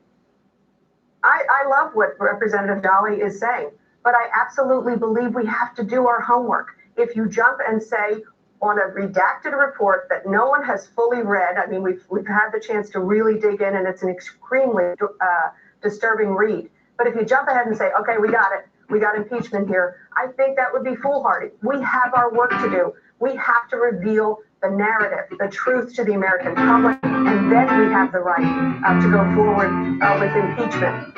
Look at what we're looking at. We're looking at a redacted report that has troubling information about obstruction of justice by this president, literally asking Don McGahn to fire the special counsel. And you have Attorney General Barr saying, oh, the president fully cooperated. Well, that's not cooperation when you're seeing your support.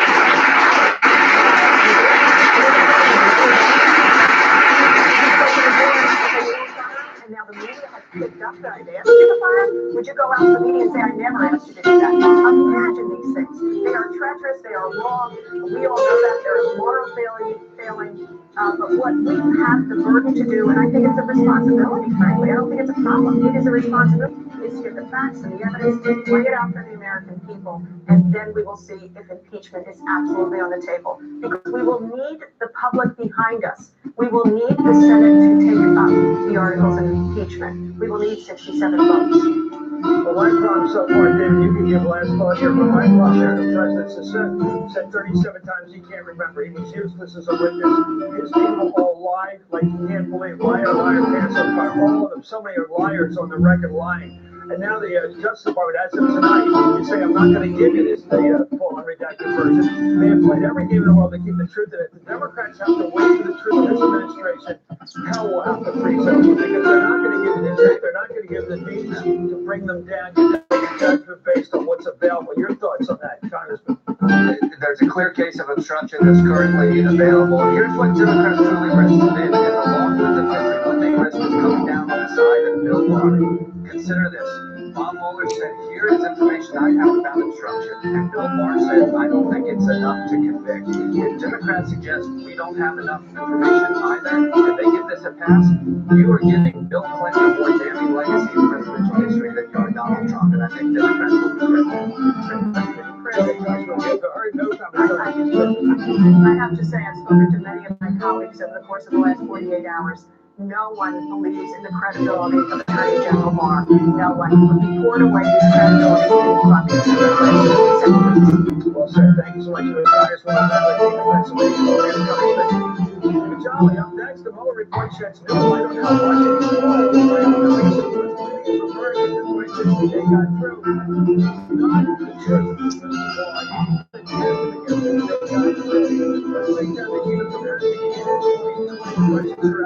Go back into this.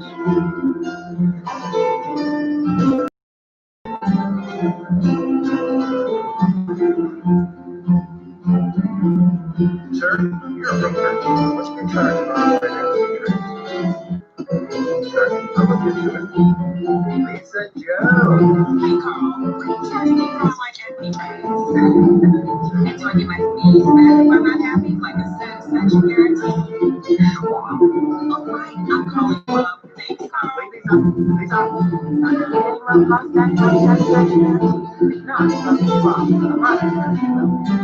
Unexpected heartburn. It's 24-hour chemical fast, like Zantac can.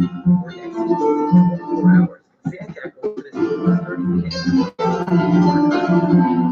Zantac, eat your way, treat your way.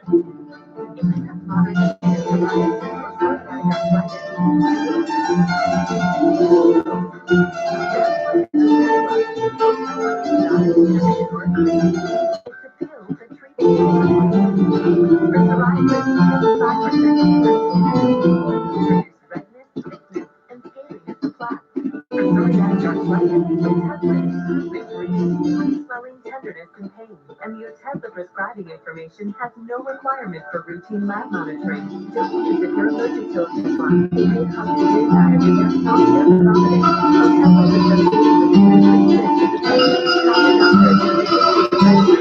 Otezla is feelings develop. Some people taking Otezla reported their doctors monitor your weight and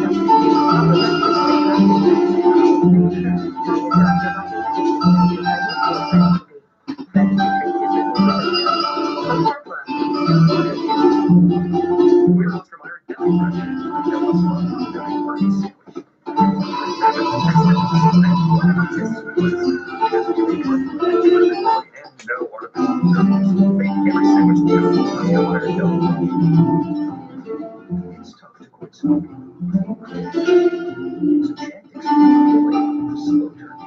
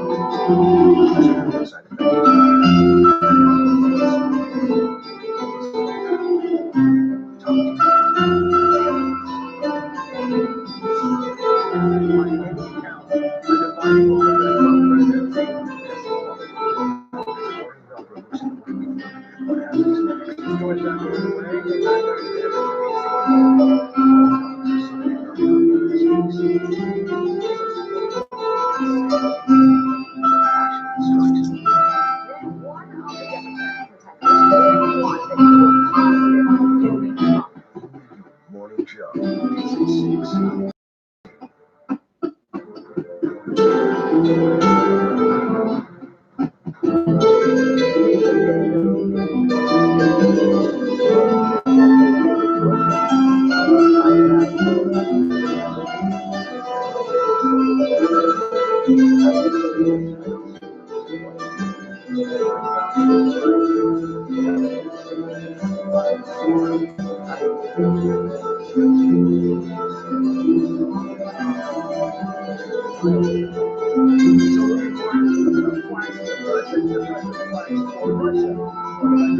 Last summer, the non-launch interference of 2016.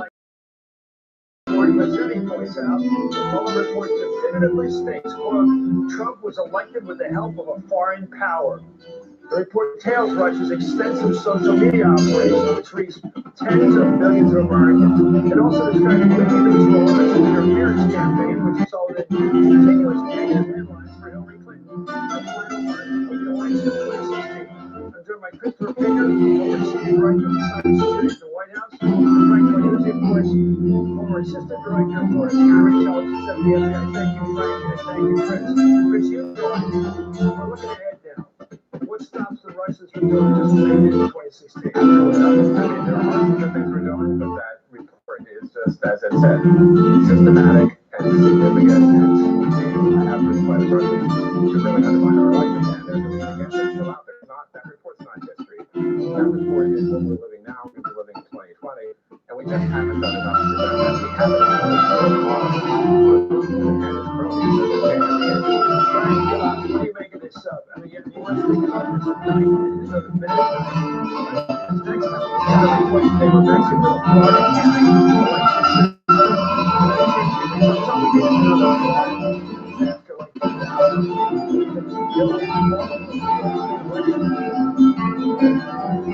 There's one inarguable section of the Mueller report that even the Attorney General could not avoid. It's the fact that Russia absolutely interfered with our election. And people need to understand, Chris, this is a non-partisan issue. It doesn't matter what party you're a part of. You need to understand that you still have an exclusive rule. And that Russia wants very much discord and chaos, regardless of the parties that this wasn't just about. You need to understand this. Their goal is not just getting a candidate into office, but rather to get us into chaos and not trusting our institutions and our electoral process. Elections are vote honestly and accurately, then we've lost democracy. So imagine this scenario. Imagine if you don't have public places video of they put you on the roster until Chris, you come on. You don't make the we're going to want to so Chris, you're fully other side of the now we have chaos and swings and precincts and people from vote every way. And they're originally close to the Pennsylvania, Wisconsin, Michigan, Minnesota, going to get the electoral momentum for anybody.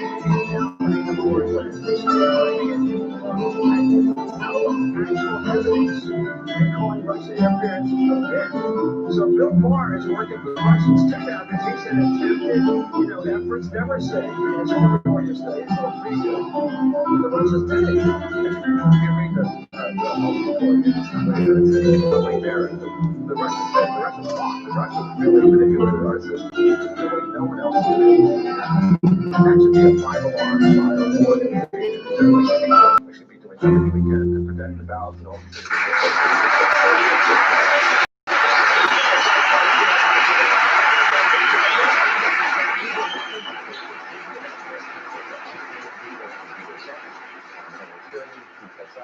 People justice, that's all good. But they need to do a lot. And the one thing they really need to do, and this starts at the top, this is really a presidential level. The president has to call out, he has to give them this. Responding to reports that they gave with drone speech rather than coming out and saying, but Frank, they won't do that. And you know why, pretty much, I presume, I think, why Barr won't say he did it, but he did suggest somehow he got help to win the election. One of the things that the president says, yeah, I'm going to be enforcing this report and he's going to take action on it. He wants to legitimizing his entire presidency because the ambulance is the right to help me win. So we won't have to on this proposal that a great standard on an action plan for our attorney general. He noticed a little preview yesterday morning when he grabbed the Texas yesterday morning. He never once said anything about the report saying the Russians interfered in our election. He never said it. That was entirely left out. That's right. We need to have the martial party. We have to do everything we can. And people in the government will get screwed on. If you don't have that leadership at the top, that undercuts the market. You don't know what's going on. The president's not calling me out. I'm going to do it again. I'm creating enormous growth. That's okay. I got to ask you a question, Frank. Even with this network, why did Ron Rosenstein go along with Sancho Panza this whole thing? He looks so nervous and uncomfortable behind Barty. He's a public servant. He's not a pal. Why did he do this? Oh, boy, you're asking one of the great questions. Fire inquiry and the role of Rosenstein and why he feels crazy himself. He's the guy who justified the firing of General Vietnam, standing behind the Attorney General at the press conference, and kind of what he did. And the headlights, I quite frankly think it was exactly what he should be interviewed by Robert Mueller. And perhaps he's one of the people that the Congress is called to testify to give you more detail out of it. It's a flawed system, and you should not have been involved in this system. As I said, I think it's a little more issues that one of the things that puts him up for his credibility, helps himself credibility. I don't think it works. So far, he's looking a bit really troubled. Well, he's got a troubled reputation. Yeah, we all learn in this city, in this life, to get one reputation. Just one. Thank you, sir. Thank you, Frank, for everything you've done. Up next, House of Lies. The Mueller report shines a spotlight on a list that just can't handle the truth. Well, it took a delivery. And a quick programming note, join us Monday night right here on MSNBC from 16 with a special look at the Gettysburg. Download the watch to watch if you really want to understand this thing. And look at the contents from our report. And perhaps most importantly, the outlook of what they're going to do to the Democrats. Are they going to do it? Are they going to go ahead and they're going to say, no, we're going to go hard, we're going to go hard. Rosenstein, we're going to go hard, we're going to think about it, and there's something we're going to do.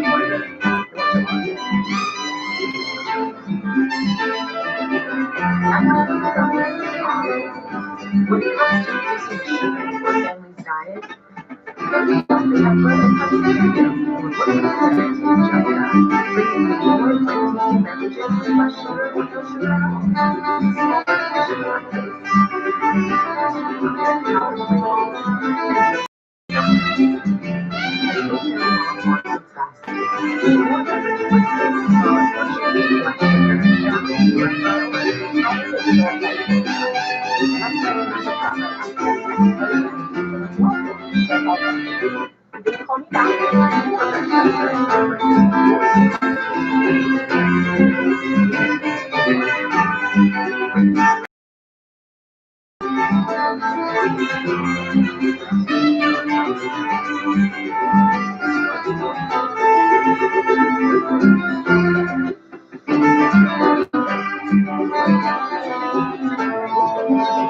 portion lactose. Find out about each other. Maybe have things together. Condos. Find vacation homes that match you. Your brain changes as you get older, but Prevagen helps your brain with an ingredient originally discovered in jellyfish. In clinical trials, Prevagen has been shown to improve short-term memory. Prevagen, healthier brain, better life.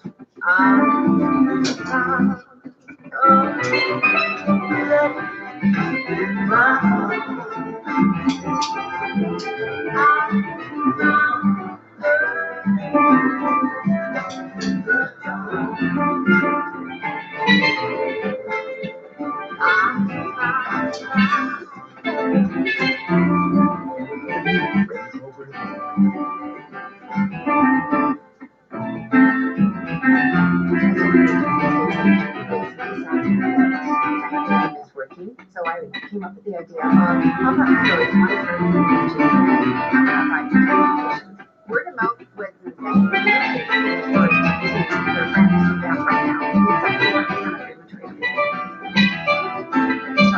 Wi-Fi connects our POS system. It's not working. Total Wi-Fi control. Wi-Fi on. Wi-Fi on. Wi-Fi on. Wi-Fi off. Wi-Fi off. Wi-Fi on.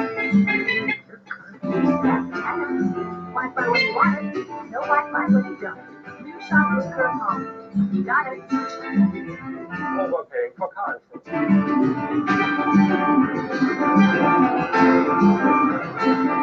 For Director Arnold, rubber bullets and point provides detailed and disturbing account of how President Trump, his family, and his aides hid, obfuscated, and lied to federal prosecutors, the press, and the American public. According to the New York Times, quote, the White House that emerges from more than 400 pages of Mr. Mueller's report is a hotbed of conflict, infused by a culture of dishonesty, defined by a president who lies to the public and his own staff, then tries to get his aides to lie for him. The report details those repeated lies by the president and many lies by his subordinates. The special counsel investigator has already resolved that the fortune of associates for lying. And tonight, Republican Senator Mitt Romney responded to the report with this blistering statement. I am saddened at the extent of the evasiveness of dishonesty and misdirection by individuals in the highest office of the land, including the president, called the president liar. Some of that dishonesty comes directly from the president's secretary. It's safe to say, the fire of former FBI Director James Comey should have backtracked and shame. That's serious.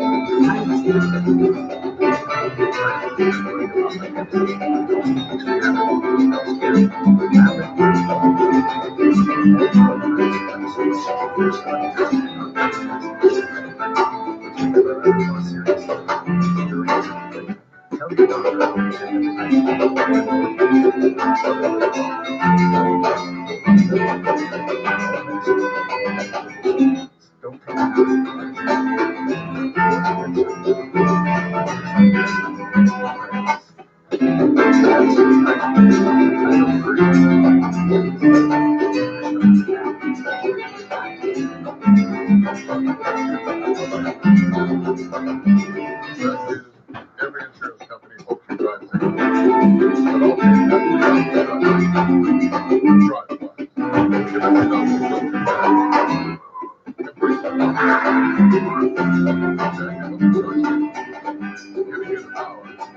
Now that you know where you're causing. Unfortunately, I can't do anything about that. Now that you know the truth, are you in good hands? Yeah.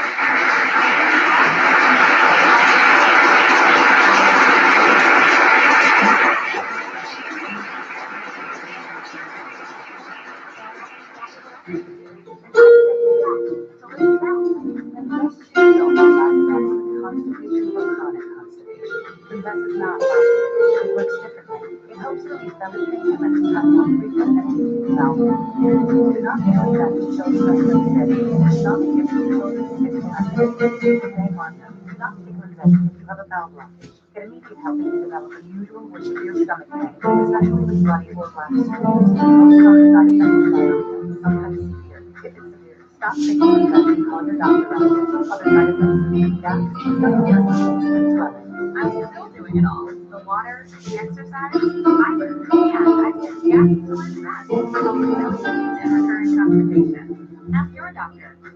You're a big deal to us. We've got big deals for you. Events Warehouse is a big deal. Now until Easter, shop our lowest price of the season on designer sport coats at $149. Dress shirts are $3 for $99. Plus, take 60% off designer suits starting at $199. Only Events Warehouse.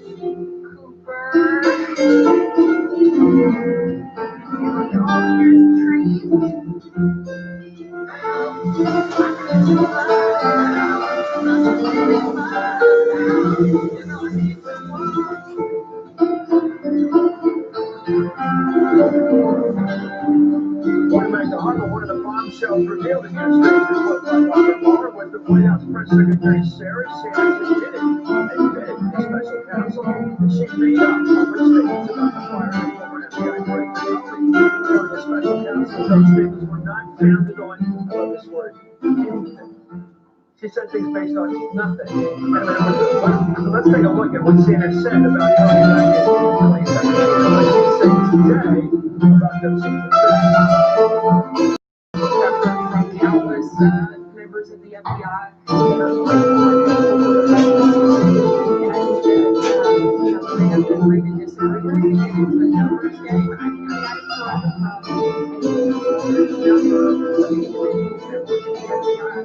they're very happy with the president's decision. Why did you acknowledge the I said the word I used countless, and I also said if you look at what's in quotations for me, it's that, and it was in the heat of the moment, and it wasn't a scripted talking point. I'm sorry that I wasn't a robot like the Democrat Party.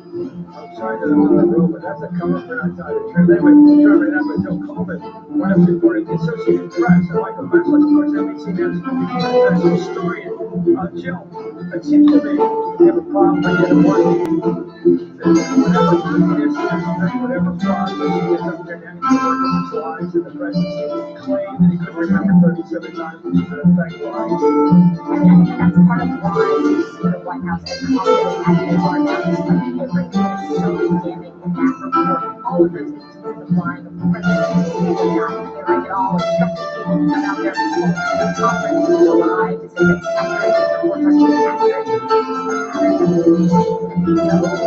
White House has so many times in the reporter just didn't know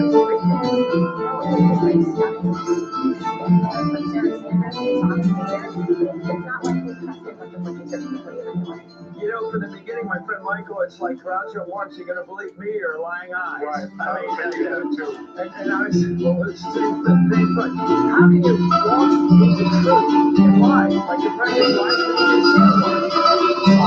he Lies even when he doesn't need to. He needs to express one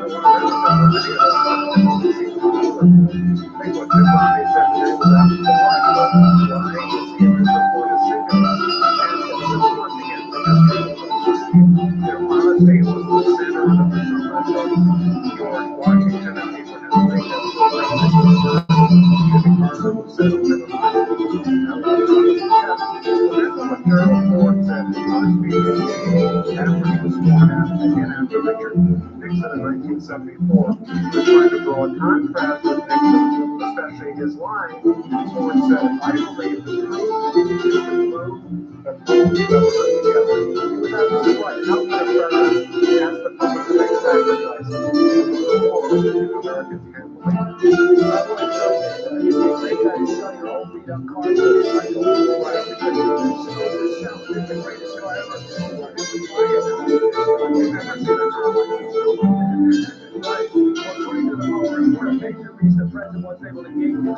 investigation was that his orders were refused by his various subordinates and associates. Trump's efforts were mostly unsuccessful, and that is largely because the persons who surrounded the president declined to carry out orders or accede to his request. Efforts include Deutsche Bank Intelligence and Coast. Deputy Attorney General Rod Rosenstein, former White House counsel Don McGahn, he's out there trashing McGahn now, apparently fired his law firm as real-life because he accused one guy after the guy said, I'm not going to cover up. You tried to get me to fire Tommy.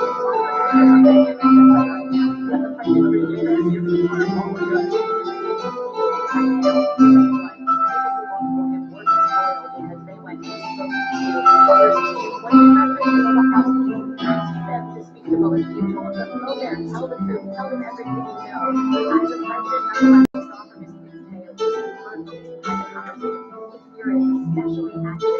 We're spending so much time talking to prosecutors. I don't hear some of those people accept on the Trump out of the and what has gotten him into trouble or trouble. My sense where I'm like, what is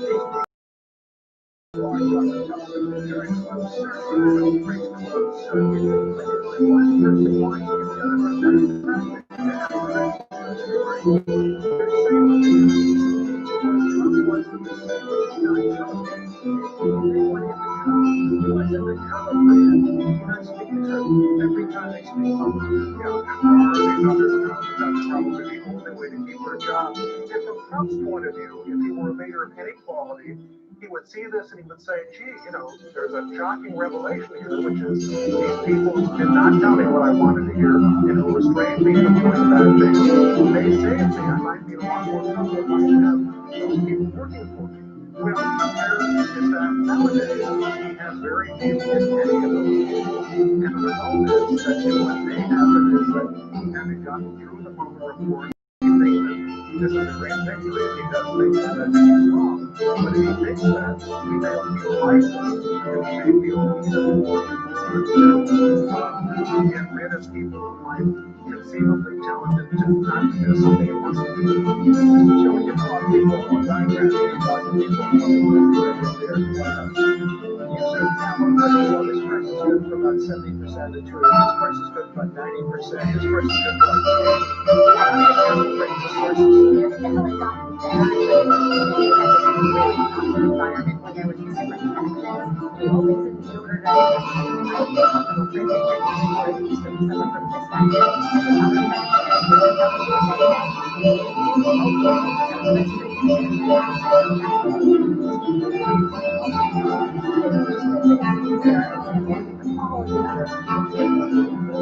the president to go out there and lie to reporters, a president who says, and even on background, who says, this is all fake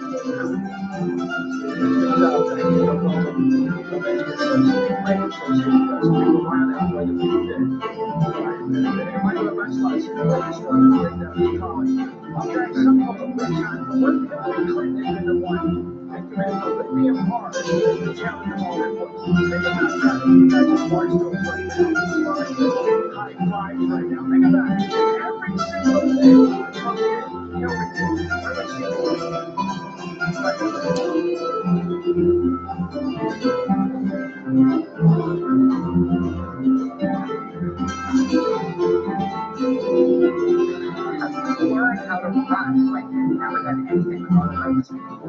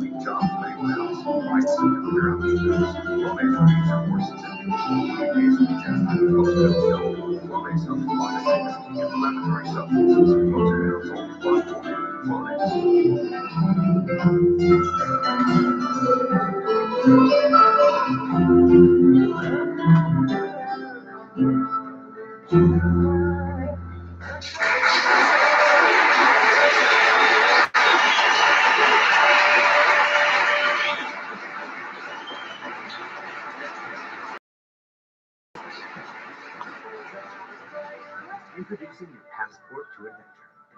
The all-new Passport from Honda. What do you believe when it comes to the investigation against president? Do you really believe Attorney General Barr read nearly 400-page report in one day? And that his 4-page summary is the